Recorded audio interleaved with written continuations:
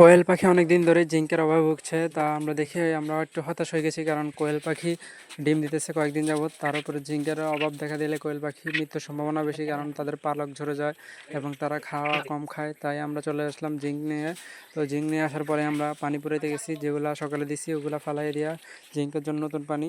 তো প্রথমে আপনারা আনজিঙ্ক এটা পেয়ে যাবেন, কিংবা আপনারা জিন্স বেড যেটা ইচ্ছা এটা ব্যবহার করতে পারেন। কোয়েল পাখির পালক পড়ে যাওয়ার কারণে আমি এটা আনছি, আপনারা আপনাদের পছন্দ মতো আনতে পারেন। তো কোয়েল পাখি এটা দেওয়ার জন্য আপনারা 1 মিলি কিংবা 2 মিলি ব্যবহার করতে পারেন, এর বেশি দিবেন না। কারণ 1 লিটার পানির সাথে 1 মিলি, 2 লিটার সাথে 2 মিলি, আর বেশি দিলে, আর যদি আপনার কোয়েল পাখি বেশি হয় তাহলে আপনি কোয়েল পাখির পানির পাত্র বাড়িয়ে তারপরে ওষুধ দিবেন। কারণ আমার কোয়েল পাখির নিচে যেগুলো পালি এগুলো বেশি নতুন পাখি, তাই এগুলোকে 2টা করে পাত্র দিলাম। আপনার যদি কম বেশি থাকে তাহলে আপনি আপনার পাখি অনুযায়ী পাত্র দিয়ে দিবেন, না হলে পাখি ঠোকরা ঠুকরি করবে উল্টা। সবাই ভালো থাকবেন আর আমাদের জন্য দোয়া করবেন। আর কারো যদি কোয়েল পাখি লাগে চাঁদপুরের ভেতরে, তারা আমাদেরকে নক দিতে পারেন, আমরা আমাদের ডিসক্রিপশনে নাম্বার দিয়ে দিব।